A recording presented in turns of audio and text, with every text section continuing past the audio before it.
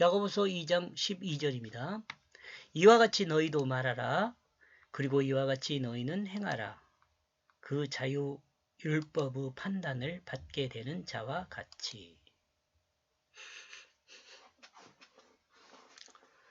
하나님 말씀을 맡은 종은 형제들에게 너희도 이같이 말하여 가르치고 또한 이와 같이 행해야 한다는 것으로 명령하는 거죠. 명령. 이거 명령어거든요. 규범 안에 자유의 판단을 받는 자와 같이 행하라고 합니다. 규범 안에 자유의 판단. 그러니까 방종이 아니고 리버티라고 이야기를 하더라고요. 여러분. 방종이 아니라 그러니까 규범 안의 자유죠. 그리스도인의 자유는요. 규범 안의 자유요. 율법이 완전히 없어졌다? 아니요. 그럼 우리가 율법을 지켜야만 구원받는다? 아니요. 그 뭔 말이냐? 여러분, 나와 여러분 안에요. 하나님 말씀이 심겨졌잖아요. 근데 하나님 성경 말씀이 다 66권 다 심겨진 것이 아니야. 조금 몇 글자 섞여져 숨겨졌어도 그 핵심적인 내용이 뭐냐면 진실이에요. 진실. 사람이 진실하게 되면은요. 대부분의 율법을요. 아니 율법보다 더 높은 수준의 그 그리스도인의 격을 갖출 수 있어요. 그러니까 더 높은 그 격으로 율법뿐만 아니라 더 위에 있는 모든 법을 질서를 지키는 거죠.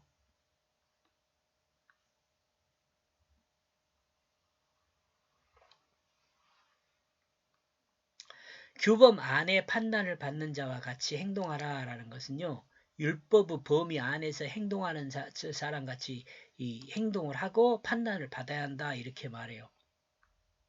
여러분이 행위로 구원을 받는다. 근데 그 사람들을 무시하지 말라고 예수님 이야기해요. 무시하지 말라고. 그보다 더 온전한 삶을 살아야지 된다. 이렇게 이야기해요.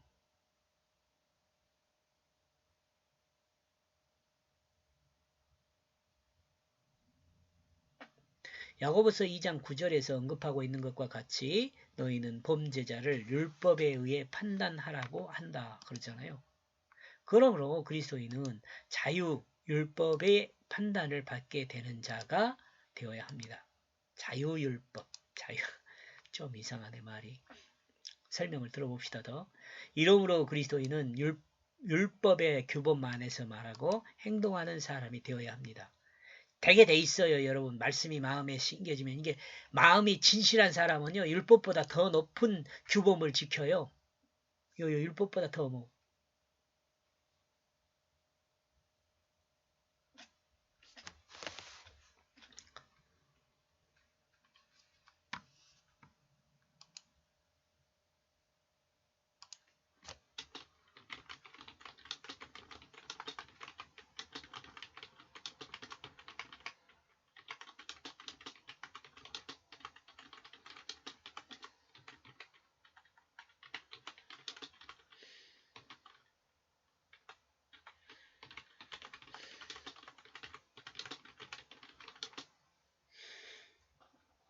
요 말도 여러분 이해했으면 좋겠어요, 여러분이. 말씀이 마음에 심긴 사람은 율법보다 더 높은 수준의 규범을 지키면서도 자유를 누릴 수 있어요. 진실한 사람이거든요.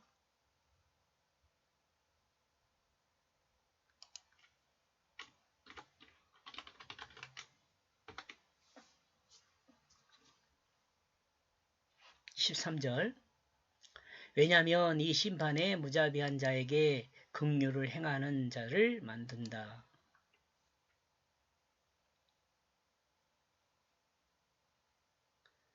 이 심판이 무자비한 자를 그렇게 돼요. 을 목적으로 해도 돼요. 에게 긍휼을 행하는 자를 만든다. 그 심판의 긍휼은 상처 입게 된 것을 자랑한다. 좀 어렵게 번역이 됐네요. 설명을 들어봅시다. 율법의 판단은 무자비한 자를 긍휼을 행한 자로 만듭니다. 율법의 판단은 무자비한 자를 긍휼, 무자비한 자 편에서 행하게 만드는 거죠. 긍휼이라는 것은 그 편이 되어주는 거잖아요. 불쌍히 여기는 거예요. 이는 율법의 판단을 받아도 억울함이 없는 평등한 판단을 받기 때문에 그렇습니다. 요 말을 이해해야 하네. 율법에 의해서 율법은요, 판단을 하는데 무자비한 자도 긍휼하게 해요. 왜 그러냐면, 율법의 판단을 받는 것은 가장 공정하고 공평한 판단을 받게 되는 거거든요. 제가 앞에서도 설명한 내용인데, 미국의 그 어떤 사회 현상들을 설명을 하면서 말했지만, 돈 없는 죄도 만들고, 있는 죄도 없게 만든다 그러잖아요. 율법은 그렇지 않아요. 가장 공평하고 공정한 그 판결을 내려요.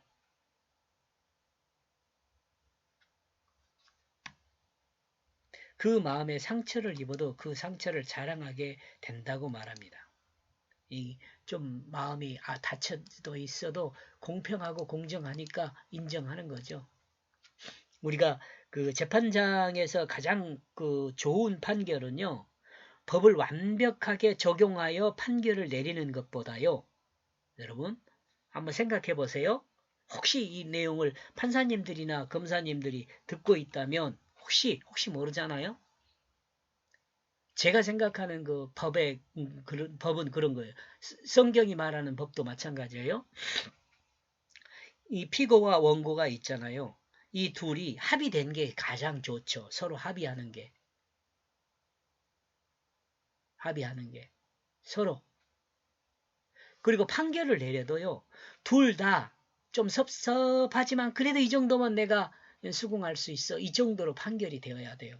법을 정확히 적용해갖고 이 법이 맞아 그러니까 무조건 칼처럼. 그러면 판사 필요 없어요. 그렇게 하려면.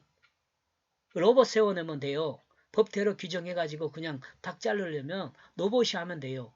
근데 법을 판사가 하는, 사람이 하는 이유가 뭐예요? 최대한 공정하게, 공평하게 판단을 내리기 위해서 하는 거 아니에요. 사람이 법을 아무리 온전하게 만들어도 온전한 법이 될 수 없는 거거든요. 하나님의 율법도 문제들이 있어서 다 온전하게 그 율법을 적용하지 않잖아요. 제 말 조금 이해가 가는지 모르겠어요.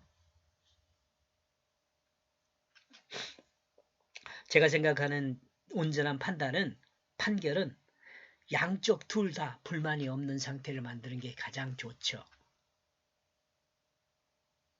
저는 그렇게 생각합니다. 율법의 심판에 그 잘못을 지적받아도 그 심판의 평등과 공의에 억울함이 없다는 것. 이렇게 만들어주는 거죠. 법을 가지고. 사람이 운영할 수 있는 거죠. 기계는 이렇게 못하죠. 기계는 이렇게 못합니다. 사람은 이렇게 할 수 있습니다.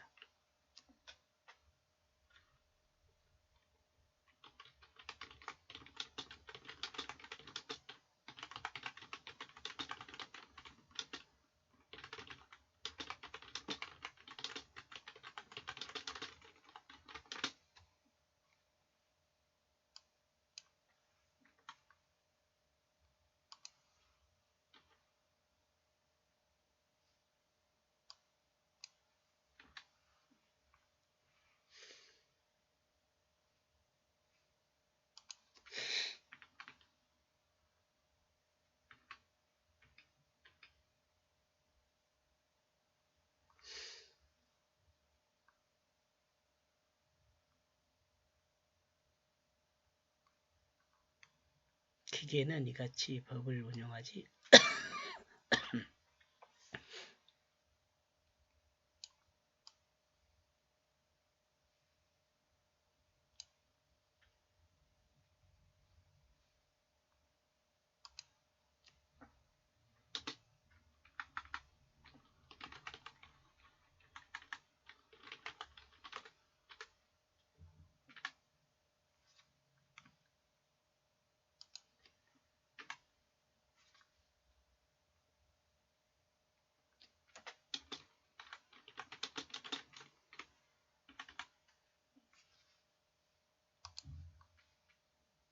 사람은 이렇게 할 수 있어요. 기계는 못하지만.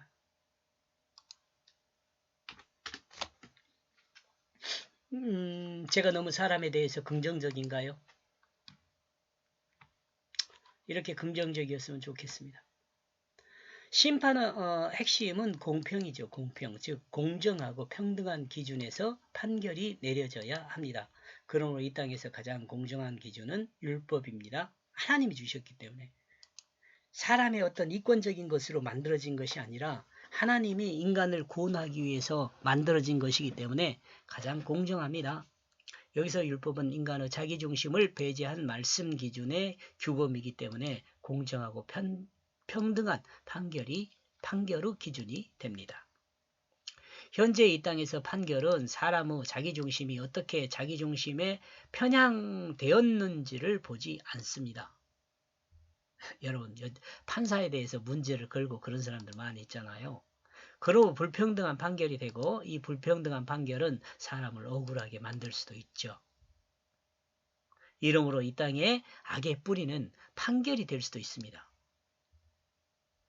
잘해야겠죠. 그러니까 판사 되신 분들한테 가장 그 성적도 좋은 사람, 또 인품, 인격 이런 것들도 많이 본다고 그러잖아요.